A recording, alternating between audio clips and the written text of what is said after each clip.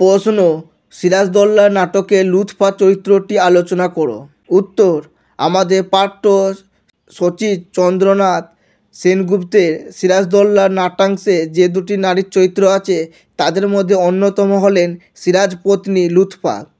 নাট্যাংশে লুৎফাকে আমরা প্রথম দেখতে পাই ঘসেটি বেগমের সাথে নবাবের মতিঝিলের অধিকার নিয়ে যখন বাদানুবাদ চলছিল, তখন ঘসেটি কথায় শৌকতের মতো নবাবকে কেউ যেদিন হত্যা করবেন সেই দিনই তিনি শাস্তি পাবেন।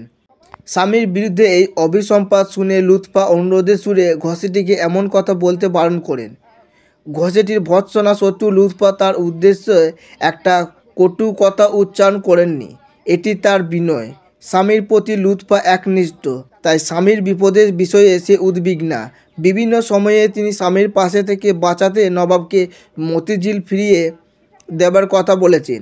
স্বল্প রাজত্বকালে নানান সমস্যায় দীর্ণ সিরাজকে বিশ্রামের পরামর্শ দিয়ে যোগ্য সঙ্গিনীর পরিচয় দিয়েছেন। লুৎফা হলেন সেই নারী যিনি ট্র্যাজিক নায়কের পাশে থেকে তাকে ভালোবাসা, সেবা, সাহস ও আস্থা জুগিয়েছেন, যাতে হতাশ সমস্যাদীর্ণ নবাবের যন্ত্রণার ক্ষতে কিছুটা হলেও প্রলেপ পড়েছে। ভিডিওটি ভালো লাগলে লাইক করবে, তোমার কোনো কিছু জিজ্ঞাসা থাকলে কমেন্ট করবে এবং এই ধরনের ভিডিও পাওয়ার জন্য চ্যানেলটিকে সাবস্ক্রাইব করে পাশে থাকা বেল আইকনটিতে ক্লিক করে দেবে। ধন্যবাদ।